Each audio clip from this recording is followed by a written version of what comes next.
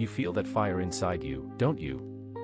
That restless spark that won't let you settle for average, that whisper telling you there's something more you're meant to do. It's a powerful feeling, one that demands clarity and conviction. When I first started, I didn't have a map or a clue where the road would lead, but I knew this much: I was hungry, driven by a vision that refused to let me rest. I watched the greats, the ones who made history, and I asked myself, how did they keep that flame alive? How did they turn ambition into reality? Because wanting it isn't enough, you have to grab hold of it with everything you've got. Ambition is like a compass. It points you toward your true north, even when the path looks uncertain. But here's the catch: you have to be willing to listen closely and follow it relentlessly. Every day, I reminded myself that success wasn't something that happened overnight or by chance. It was a deliberate journey, carved out by setting goals that were clear and daring. You don't just say, "I want to be good," you say, "I'm going to be the best." That difference in mindset changes everything. It's like trading a flickering candle for a blazing torch. The torch lights your way through the darkest woods, showing you where to step, where to leap. Building that visionary mindset wasn't easy. It meant rewiring how I thought about challenges. Instead of seeing obstacles as roadblocks, I started seeing them as puzzles, opportunities waiting to be solved. Every setback was a lesson in disguise. It was about training my mind to focus on solutions rather than getting stuck in problems. I remember nights when doubt crept in, whispering that maybe I wasn't good enough, that the dream was too big. But I learned to face those moments head-on, to strip away the noise and ask myself what I could control. Daily discipline became my anchor. I didn't wait for inspiration to strike. I showed up, put in the work, and trusted that progress, even if small, was progress nonetheless. Failure became my teacher. Rather than fearing it, I embraced it.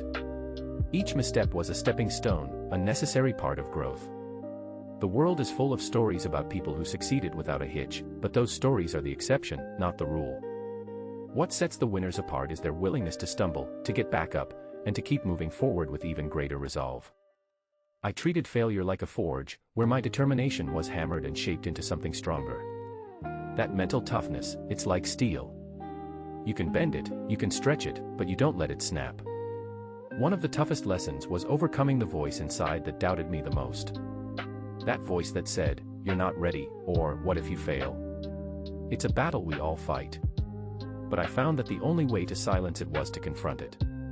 To say, "Yes, I'm scared. Yes, I might fail. But I'm not going to let that stop me." That shift in perspective made all the difference. Instead of being paralyzed by fear, I used it as fuel. I realized that resilience isn't about never feeling weak or unsure, it's about choosing to push forward anyway. It wasn't just about the internal fight. I knew I couldn't do it alone.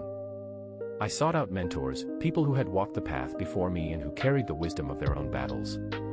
Their stories, their triumphs, and their failures became a wellspring of inspiration. I thought of them as guides standing on a summit, shining a light on what was possible. Listening to their journeys helped me see beyond my own doubts and fears. It showed me that ambition, when shared and nurtured, becomes contagious. It's not a lonely climb, it's a collective ascent. Those mentors taught me that ambition is more than just a personal goal, it's a way of life. It's about cultivating curiosity, asking questions, and being open to learning every single day. When you embrace that mindset, the world becomes a vast library of knowledge and opportunity. I remember combing through books, watching interviews, dissecting every detail of those who had succeeded. It wasn't just about copying their moves, it was about understanding their mindset, their dedication, their obsession with improvement. This process transformed the way I approached everything. I stopped seeing obstacles as dead ends and started seeing them as invitations to grow. I developed a hunger for knowledge and a discipline to chase it relentlessly. The ambition that once felt like a flickering flame became a steady, roaring fire that pushed me forward, no matter how daunting the road ahead seemed. If you want to ignite that spark within yourself, you have to be willing to commit fully. Not just in moments of motivation, but every day, even when the excitement fades and the work feels grueling. Because that's where true vision lives, in the quiet, persistent grind. The kind of work that no one sees but that builds the foundation for greatness. So here's my challenge to you: don't wait for the perfect moment. Don't wait for everything to align. Start where you are, with what you have. Embrace your ambition, build that visionary mindset, and steel yourself with resilience. Seek out those who inspire you, learn from them, and let their wisdom light your way. Because the journey to triumph doesn't start with talent or luck, it starts with a choice. The choice to believe in yourself and to chase that vision relentlessly, no matter what. Ambition demands a price. It's not just about the victories or the spotlight, it's about what you leave behind on the path to greatness. When I committed myself fully, I knew I was stepping into a world where sacrifices were inevitable. Friends would drift away, family gatherings missed, moments of rest foregone. People sometimes ask me what it cost me, and the honest answer is everything that wasn't part of the mission. I chose vision over comfort, growth over leisure. And that choice wasn't easy. There were times when I felt the weight of those sacrifices pressing in, like a shadow stretching long and cold. Relationships strained because I wasn't always present.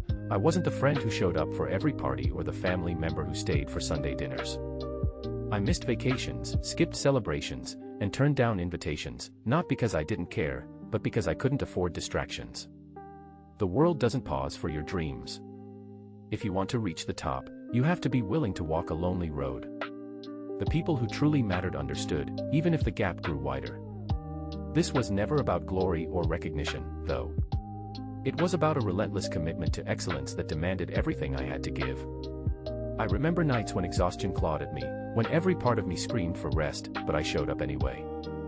There was a game against Toronto, my back screaming in pain, every step a battle.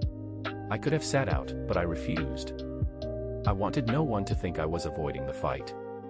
That's what commitment looks like, not just showing up when it's easy, but when your body and mind are begging you to stop.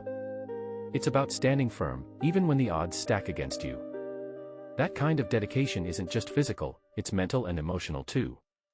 It means tuning out the noise, the doubts, the distractions, the voices telling you to settle. I developed a mindset where quitting wasn't an option because the stakes were higher than me. They were about the vision I carried, the people who believed in me, and the legacy I wanted to leave. It's a heavy burden but also a powerful motivator. Leadership came into focus as I grew. Ambition isn't selfish, it's contagious. It's about lighting a fire in others, pushing beyond your own limits to inspire those around you to do the same. I learned that a true leader doesn't just chase personal glory but builds a culture where passion and determination thrive. It's about creating an environment where people challenge themselves, where curiosity is encouraged, and where failure isn't feared but embraced as a step toward innovation. I started to see success not as a solo achievement but as a collective ascent. When you surround yourself with people who share your obsession for excellence, the possibilities multiply. That culture, that shared hunger, becomes unstoppable. It's like a team, each member bringing their own strengths, pushing each other to break boundaries. I wanted to be that leader, the one who didn't just demand hard work but nurtured it, who celebrated curiosity as much as results. Passion is the fuel that keeps this engine running, but it's fragile. Over time, I learned that sustaining it requires balance. You can't pour from an empty cup.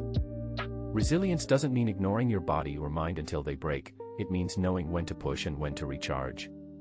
Creativity flows best when you're rested, when your mind is clear, and your heart is still hungry.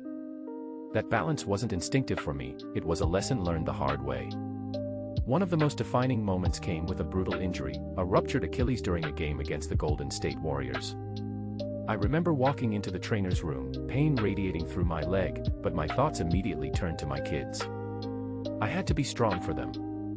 I reassured them that everything would be okay because as a parent, you have to set an example.